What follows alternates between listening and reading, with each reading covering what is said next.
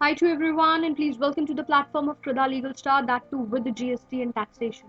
Most importantly, guys, our major prospect is GST update sessions, and second is our GST masterclass. Whatsoever in whichsoever concern आप किसी भी case में अगर interested हो, so you can directly give us a call at 7393977569. आज का जो GST update का सबसे इम्पोर्टेंट कंसर्न है वो बात करने वाला है आपके रूल 36 के अंतर्गत भी।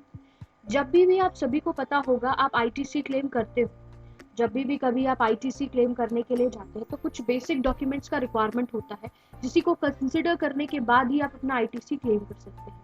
ठीक है, वो जो बेसिक डॉक्यूमेंटेशंस की रिक्वायरमेंट होती है वो आपके चैप्टर नंबर 6 के अंतर्गत भी मिलती है, साथ ही आपके rule 36 of the CGST rule 2017 में भी documents required for claiming ITC specify कर देता है।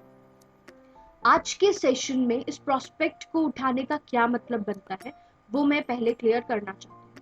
सी लाइक जीएसटी ऑडिट के कंसर्न में department is taking a very stern actions कि भाई जो आईटीसी क्लेम किया गया है उस कंसर्न में जो डॉक्यूमेंट्री एविडेंसेस लगाए गए हैं एज लाइक आपका डेबिट नोट हो गया, आपके टैक्स इनवॉइसेस हो गए या कोई अदर स्पेसिफाइड डॉक्यूमेंटेशंस जिनको आपने लगा के जिसको आपको यूज करके आईटीसी क्लेम किया है, तो क्या वो कितने वैलिड हैं, कितने ऑथेंटिफाइड हैं, उनमें वो डॉक्यूमेंट्री कंडीशंस अवेलेबल है या नहीं है, ये सारी चीजों को जीएसटीआईएन डिपार्टमेंट चेक कर रहा है।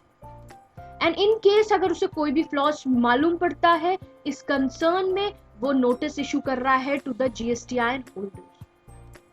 तो आज हम सबसे इंपॉर्टेंट देखने वाले हैं कि जब भी आप जीएसटी के अंतर्गत आईटीसी क्लेम करें, क्योंकि ये वाला पार्ट वो है, वो पोर्शन है जो जीएसटी डिपार्टमेंट हमें प्रोवाइड करता है। ठीक है, तो इसको लेकर डिपार्टमेंट भी बहुत क्रूशियल स्टेप्स लेगा। तो इसलिए हमें ये ध्यान रखना है कि जब आईटीसी हमें क्लेम करें तो जो डॉक्यूमेंट्री रिक्वायरमेंट्स है वो प्रॉपर होनी चाहिए। तो जैसे कि यहाँ पे अभी मैंने बताया कि as per rule 36 of the CGST rule 2017 कुछ डॉक्यूमेंट्स का रिक्वायरमेंट था। ठीक है, तो वो डॉक्यूमेंट्री रिक्वायरमेंट्स क्या है वो आप ऑन टू द स्क्रीन, अगर आपको स्क्रीन विजिबल होगी तो आप यहाँ पे देख पा रहे होंगे। It is as such that कि भाई अगर आप इनपुट टैक्स क्रेडिट अवेल कराना चाहते हैं तो ये सिर्फ उन्हीं को अवेल हो सकता है जो कि रजिस्टर्ड पर्सोनल है। साथ ही it also includes the input service distributor. ठीक है, आपका इनपुट सर्विस डिस्ट्रीब्यूटर की अगर आप सर्विसेज देते हैं तो आप आईटीसी क्लेम करने के लिए एलिजिबल हैं। बट स्पेसिफिकली इंपॉर्टेंट ये बात आती है कि भाई क्या डॉक्यूमेंट्स हैं जिनको नाम क्या है जिसको स्पेसिफाई करके आपको ध्यान में रख के आईटीसी को क्लेम करना है। नंबर 1, जैसे कि आप देख पाते हैं, नंबर 1 ए आपसे बोल रहा है कि N invoice issued by a supplier of the goods or services of both in accordance with the provision of section 31। कहने का मतलब ये है कि जो भी इनवॉइसेस आपके सामने वाली पार्टी, आपके सप्लायर्स, चाहे आप गुड्स की सप्लाई दे रहे हो या सर्विसेज की दे रहे हो या इनकलकेटिवली अगर आप दोनों की सर्विसेज दे रहे हो, तो वो जो इनवॉइस सप्लायर इशू करता है उसका होना बहुत ज्यादा जरूरी है। या तो ऐसे इनवॉइसेस जो कि as per clause F sub section 3 of section 31 आता है with regards to payment of tax, उस कंसर्न में भी आपको आईटीसी मिल सकता है। डेबिट नोट आपके हो सकते हैं जो कि आपका सप्लायर इशू करेगा। ठीक है, बिल ऑफ एंट्री हो सकती है आपके respective documents as per custom act of 1962। ठीक है, अगर आप एक इनपुट सर्विस डिस्ट्रीब्यूटर हो तो इनपुट सर्विस डिस्ट्रीब्यूटर का इनवॉइस होना इंपॉर्टेंट एंड मैंडेटरी है। तो यहाँ पे बात वो आती है कि भाई अगर आप आईटीसी लेने जा रहे हो तो आपके पास कुछ specified documents as your tax proof होना चाहिए जिसके बेसिस पे आप आईटीसी लोगे। ठीक है, वो इनवॉइस सप्लायर आपका इशू कर सकता है। ठीक है, आपका डेबिट नोट हो सकता है, या फिर रिस्पेक्टिवली अगर आप इनपुट सर्विस डिस्ट्रीब्यूटर हो तो उस कंसर्न में इनवॉइसेस जो रेज किए गए उसको एज अ प्रूफ आप डाल सकते हो। इंपॉर्टेंट बात यह है पर्सन रजिस्टर्ड ही होना चाहिए। अब शुरू में एक बात कही गई थी कि चैप्टर नंबर 6 के अंदर बहुत सारी डॉक्यूमेंटेशन की कंडीशन स्पेसिफाई की थी कि भाई अगर ये डॉक्यूमेंट है तो इसके अंदर टैक्स इनवॉइस है मान लीजिए तो जीएसटीआईएन होगा, सप्लायर का नाम होगा, उसका जीएसटी नंबर होगा, टोटल टैक्सेबल वैल्यू होगी। ठीक है, मल्टीपल ऑफ द थिंग्स, इसके अपार्ट भी मल्टीपल ऑफ द थिंग्स होंगी, जैसे कि मैं अभी आपको दिखाना चाहूंगी कि यहाँ पे आप देख पा रहे होंगे, यहाँ पे स्पेसिफाई किया गया है चैप्टर 6 के कंसर्न में, ठीक है। तो चैप्टर 6 के अंदर बहुत सारी बातें कही गई हैं कि भाई अगर आपको आईटीसी क्लेम करना है तो चैप्टर 6 के अंतर्गत जो डॉक्यूमेंट्स दिए हैं उन सभी का ध्यान रखना जरूरी है। शुरू से लेके आखिरी तक ये बात रखी गई थी। अब मैं चैप्टर 6 आपको दिखाऊं with concern to tax invoice, credit and debit note. बंदे को ध्यान क्या रखना है कि भाई जो इनवॉइसेस हैं उसमें उस पर्सन का नाम होना चाहिए, एड्रेस होना चाहिए, गुड्स एंड सर्विस टैक्स होना चाहिए, उसका identification number of the supplier होना चाहिए, ठीक है। कंसेक्यूटिव उसका सीरियल नंबर होना चाहिए, नॉट एक्सीडिंग द 16 कैरेक्टर्स, ठीक है। अब आप देख पा रहे हो कि मल्टीपल ऑफ द चीजें मांगी गई हैं। अब जैसे कि डेट ऑफ द इशू हो गया, नेम एड्रेस, अब नेम एड्रेस का इतना स्पेसिफिक इंपॉर्टेंस नहीं है, आइडेंटिफिकेशन नंबर होना चाहिए, यूनिक आइडेंटिटी नंबर होना चाहिए अगर रजिस्टर्ड है रेसिपिएंट तो, name and address of the recipient and the address of delivery. अब आप सोच सकते हो एड्रेस ऑफ डिलीवरी क्या चीज है। ये सारी चीजों का requirement as per chapter number 6 आपकी टैक्स इनवॉइस के अंदर होना इंपॉर्टेंट एंड मैंडेटरी है। और ये जो टैक्स इनवॉइसेस है इसी को आप कंसिडर करोगे आईटीसी लेने के लिए, ठीक है। अब यहाँ पे आप देख पा रहे होंगे आपको harmonised system of nomenclature code देना है भैया, सब कुछ सारी चीजें आपको स्पेसिफाई करने के लिए बोली गई। Description of the goods and services, आपकी टैक्सेबल वैल्यू ऑफ सप्लाई कितनी है, टोटल वैल्यू ऑफ सप्लाई कितनी है, रेट ऑफ टैक्स कितना है, तो हर एक चीज का डिमांड चैप्टर नंबर 6 कर रहा था।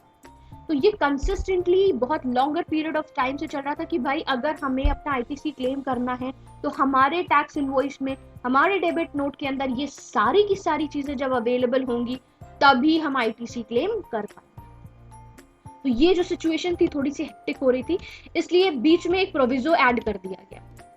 इसी आपके रूल के अंतर्गत एक इंपॉर्टेंट प्रोविजो ऐड कर दिया गया कि भाई अगर आप इतनी सारे डॉक्यूमेंट्री एविडेंसेस को कलेक्ट ऑन नहीं कर पाते हो तो आपको इस प्रोविजो के अंदर जो अभी हम एड ऑन कर रहे हैं, अगर ये डिटेल्स भी आपका टैक्स इनवॉइस देता है तो हम अप्रूव करेंगे कि आप आईटीसी लेने के लिए एलिजिबल हैं। तो वो प्रोविजो क्या इंसर्ट हुआ, it is being said that provided that if the said document does not contain all the specified particulars, अगर वो सारे पर्टिकुलर्स स्पेसिफाई नहीं कर पा रहा है बट ये वो स्पेसिफाइड पर्टिकुलर्स हैं जो कि चैप्टर 6 के अंतर्गत आते हैं, ठीक है। अगर आप चैप्टर 6 के अंतर्गत वो बल्क की फॉर्म में जितने भी डिटेल्स मांगे गए हैं अगर आप उसको कंप्लाई नहीं कर पा रहे हो बट कुछ डिटेल्स आपके पास होना इंपॉर्टेंट एंड मैंडेटरी है। Number 1, the details of the amount of tax charge, कितना टैक्स चार्ज हुआ है, डिस्क्रिप्शन ऑफ गुड्स और सर्विसेज, दूसरी चीज description of goods and services होनी जरूरी है आपकी टोटल वैल्यू ऑफ सप्लाई, ठीक है, कितनी टैक्सेबल है, ठीक है, आपको पता होना चाहिए कि total value of supply of goods और सर्विसेज बोथ कितनी आ रही है, कितनी टैक्स्ड है, कितनी टैक्सेबल वैल्यू है, दोनों स्पेसिफिक होनी जरूरी है। जीएसटीआईएन की डिटेल्स आपके सप्लायर की एंड एज वेल एज आपके रेसिपिएंट्स दोनों का जीएसटीआईएन नंबर होना इंपॉर्टेंट एंड मैंडेटरी है। और एक इंपॉर्टेंट चीज, सबसे इंपॉर्टेंट बात, place of supply in case of interstate supply. Place of supply बहुत ज्यादा जरूरी है। अगर मान लीजिए आप इंटरस्टेट सप्लाई करते हो, ठीक है, इंटरस्टेट अगर आपने कोई सप्लाई करी है तो जो प्लेस ऑफ सप्लाई है वो पता होना जरूरी है, ठीक है। इनपुट टैक्स क्रेडिट में be availed bye such a registered person. तो स्पेसिफिकली आपको पता है कुछ चीजें हो गई। अब जैसे कि अमाउंट ऑफ टैक्स चार्ज क्या हो सकता है, डिस्क्रिप्शन ऑफ गुड्स हो गया, आपकी टोटल वैल्यू ऑफ सप्लाई क्या है अगर वो आपने स्पेसिफाई किया अपने जीएसटीआईएन पे, ठीक है, GST number of the both supplier recipient दोनों का हो गया। अगर इंटरस्टेट सप्लाईज आपने कर रखी है तो उसकी डिटेल अगर आप स्पेसिफिकली प्रोवाइड करते हो तो इन दैट केस अगर आपके टैक्स इनवॉइस, डेबिट नोट, इन सारी चीजों को इनकलकेटेडली देता है so you would be eligible for claiming your ITC in this regard, और that too in a correct form में होगा और correct note पे होगा। अगर आप इस तरीके की डिटेल्स अवेल नहीं कर पाते हो with in the tax invoice तो आपके टैक्स इनवॉइस को एक फ्रॉड इनवॉइस कंसिडर किया जाएगा, उसको वैलिड नहीं कंसिडर किया जाएगा। और irrespective of this fact that कि अगर आपने इसके अगेंस्ट जाके इस इनवॉइस का यूज करके कभी गलती से आईटीसी क्लेम किया है तो जीएसटीआईएन डिपार्टमेंट आपके अगेंस्ट नोटिस कर देगा इशू।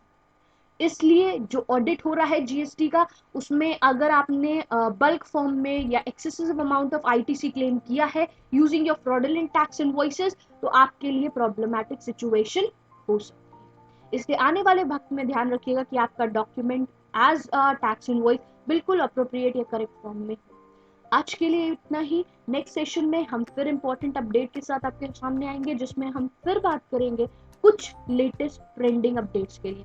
जीएसटी के कंसर्न में, if you're facing any sort of problem, please call us or coordinate us at 7393977569. Booking for the master class as well as live sessions are still on. Number is same, 7393977569.